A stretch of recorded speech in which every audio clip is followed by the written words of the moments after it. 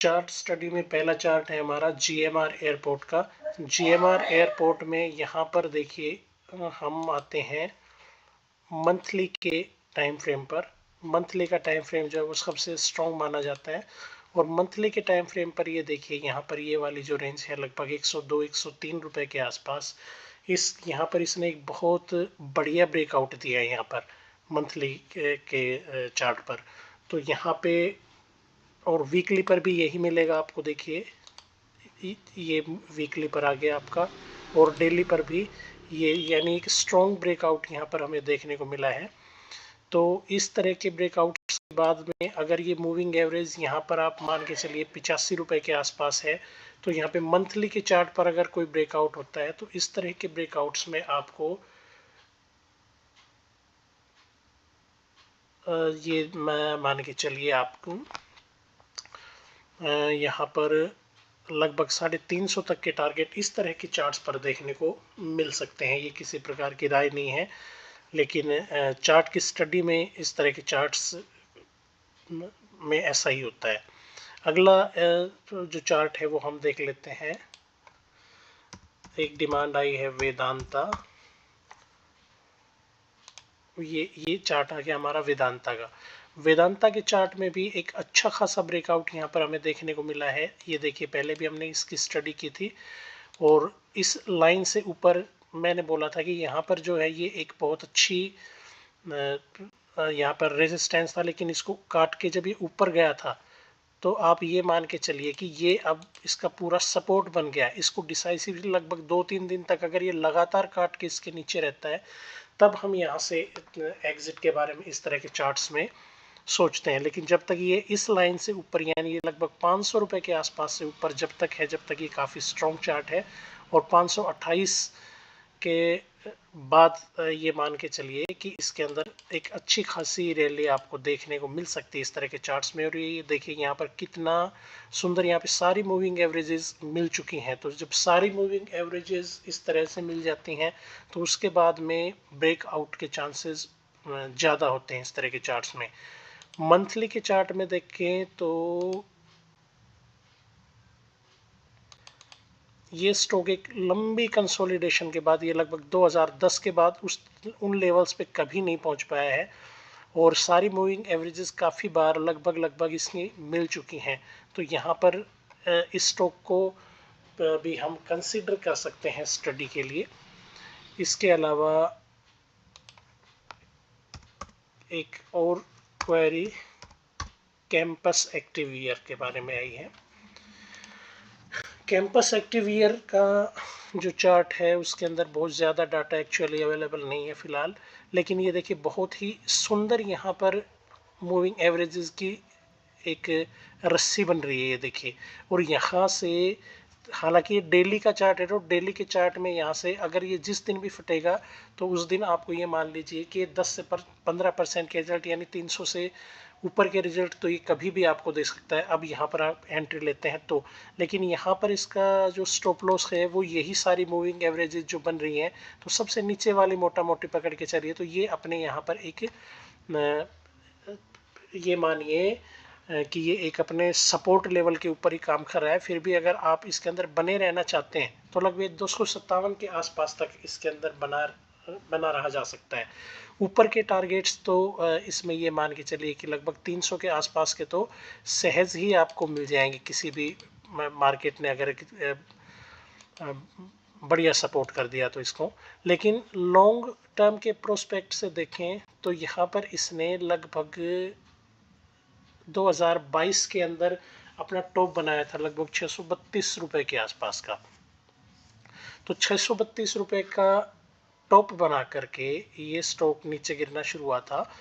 तो यहाँ से लगभग टाइम कितना हो चुका है, इसको 3 साल के आसपास का टाइम हो चुका है। और वीकली के चार्ट्स पर अगर देखें तो वीकली का टाइम फ्रेम लगभग वही 2-3 साल रहता है। तो यहाँ से अगर ये स्टॉक इन ये मान के चलिए कि यहाँ से अगर ऊपर जाता है ये 300 350 के ऊपर से, तो इसमें फिर एक अच्छा वही मूवमेंट देखने को आपको मिलेगा। लेकिन अभी फिलहाल अगर शॉर्ट टर्म के लिए इस तरह के चार्ट्स में स्टडी के तौर पे आप देख सकते हैं कि ये लगभग 300 रुपये के आसपास के लेवल्स आपको दिखा सकता है नियर फ्यूचर में, 350 के मिड फ्यूचर में, और उसके बाद अगर मार्केट्स अगर साथ देते हैं इसका तो फिर ये काफ़ी ऊपर जाने का पोटेंशियल रखता है। लेकिन फिलहाल सारे जो फुटवेयर स्टॉक्स हैं वो काफ़ी क्रिटिकल कंडीशन में जा रहे हैं, तो इस हिसाब से इसको फिलहाल अवॉइड करना ज़्यादा ठीक रहेगा। लेकिन शॉर्ट टर्म के लिए इसको हम देख सकते हैं थोड़ा सा 300 रुपये तक के टारगेट के 5-7-10% अगर आप स्विंग टाइप करना चाहते हैं तो। रिलैक्सो, हाँ रिलैक्सो में हम ये देखिए, रिलैक्सो का चार्ट तो लगभग बहुत ज़्यादा ख़राब हो चुका है, इसमें लगभग नहीं काफ़ी ख़राब हो चुका है। ये देखिए वीकली का इसने बहुत डिसाइसिवली ब्रेक कर दिया है, यहाँ पर अच्छी तरह से तोड़ दी। सारी मूविंग एवरेजेस इकट्ठी हो गई थी यहाँ पर, तो यहाँ पर एक चांस बनता था 2024 के अंदर, लेकिन इस चांस को इसने गंवा दिया, काफ़ी नीचे आ गया इससे। तो अब ये मंथली के 200 दिन की मूविंग एवरेज के पास जाएगा, लेकिन वो हमारे पास शायद अवेलेबल नहीं होगी क्योंकि स्टॉक लिस्ट बाद में हुआ था। तो आप ये मान के चलिए कि यहाँ से ये 7 साल के आसपास का टाइम निकाल सकता है यहाँ से 2021 से। तो 2021 से 6-7 साल के आसपास यानी 27-28 के आसपास इस स्टॉक में फिर से कोई स्पार्क देखने को मिल सकता है। नियर फ्यूचर की बात करें तो नियर फ्यूचर के अंदर तो भैया आपका यही है, लगभग यहाँ से आपको ये देख लेते हैं डेली के, तो डेली का ये मान के चलिए कि वही 482-85 के आसपास तक ये जो है वो जा कर के फिर से नीचे एक बार आएगा, क्योंकि सारा ही जो ये सेक्टर है ये ढीला पड़ा है फिलहाल, इसके अंदर किसी प्रकार का कोई स्पार्क हमें नज़र आ नहीं रहा है। इसके अलावा और जो क्वेरीज हैं हमारे पास वो देख देता हूँ मैं एक बार आपको। एक्साइड का देख लेते हैं,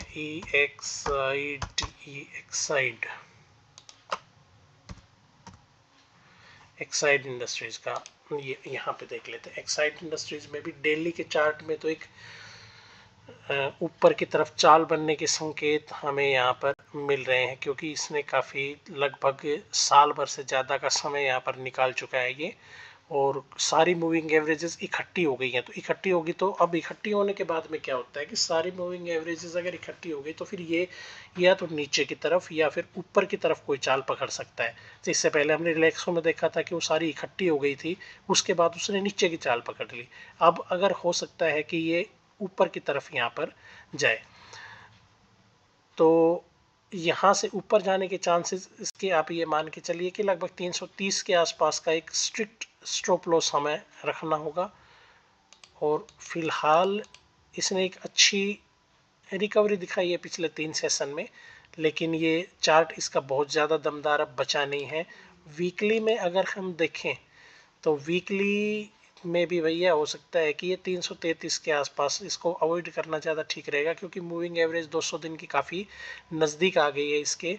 और अब ये हो सकता है इस मूविंग एवरेज को या तो ये नीचे आएगा 333 तक, या फिर ये इंतज़ार करेगा कि ये वाली मूविंग एवरेज यहाँ तक पहुँचे, तो उसके बाद ही इसमें कुछ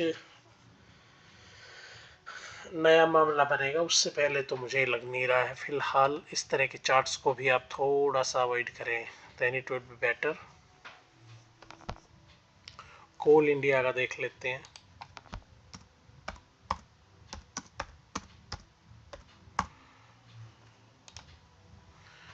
कोल इंडिया का ये देखिए चार्ट, ये भी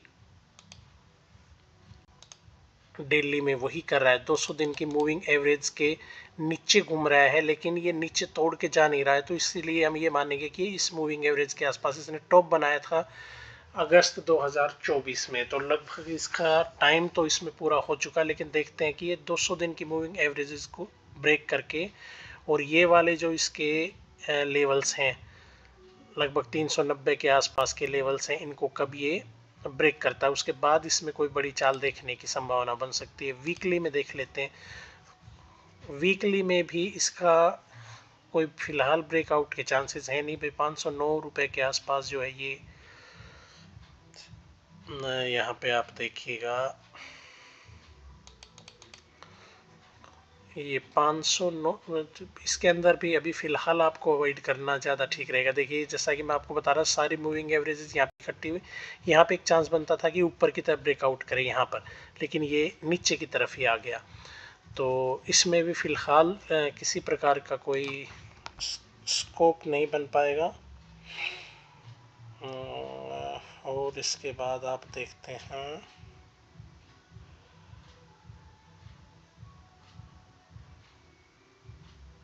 ये आप देखेंगे इसके बाद हम मदरसन,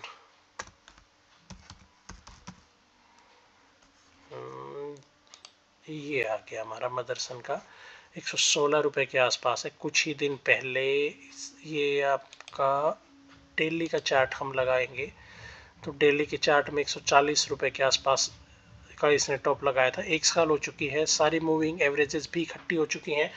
तो एक नियर फ्यूचर के जंप के लिए आप ये मान के चल सकते हैं कि 10, 12, 15, 20% का जो रिटर्न है वो लेकर के आप इस तरह के स्टॉक्स में निकल जाना बेहतर रहता है। क्योंकि लंबे टाइम फ्रेम के लिए तो इसको यहाँ पर काफ़ी समय गुजारना पड़ेगा अभी फ़िलहाल। और 200 दिन की मूविंग एवरेजेस के ऊपर ही वैसे तो ये घूम रहा है। इसके अंदर आप ये मान के चलिए, मैं स्टडी करके थोड़ा सा आपको बताता हूँ, सारी मूविंग एवरेजेस इस तरह से घूम रही हैं। तो ठीक है, इस स्टॉक में आप एंट्री ले सकते हैं अगर आप चाहें तो। मेरा पर्सनल व्यूज़ हैं, चार्ट की स्टडी है, स्टडी ही आपको करनी है, किसी प्रकार की कोई रिकमेंडेशन इसको मानना नहीं है अपना। किसी ये देखिए आप, ठीक है, ये चार्ट सही ठीक लग रहा है मुझे। यहाँ से अब लगभग ये 200 दिन की मूविंग एवरेज को वीकली बेसिस के ऊपर लगातार तोड़ता हुआ आ रहा है। और यहाँ से इसने एक ब्रेकआउट भी दिया है, जैसे इस वाले 107 वाले इससे। तो 107 के आसपास ये वाली लाइन है, जब तक ये इसके ऊपर रहता है तब तक ये ठीक है, ये इसमें किसी प्रकार की कोई दिक्कत नहीं है। फिर भी अगर आपकी लंबी होल्डिंग है इसमें काफ़ी लॉन्ग टर्म के लिए, तो लगभग 86 से ऊपर जब तक ये रहे तब तक किसी प्रकार की टेंशन की इसमें इस तरह के चार्ट्स में कोई दिक्कत होती नहीं है। इसके बाद और एक क्वेरी जिसमें आप भी भेज सकते हैं अपनी क्वेरी कोई भी, तो या तो कमेंट बॉक्स में आप डाल सकते हैं अपनी, तो उसी स्टॉक के बारे में हम स्टडी कर लेंगे, उसी चार्ट को देख लेंगे इसमें क्या कुछ बनता है।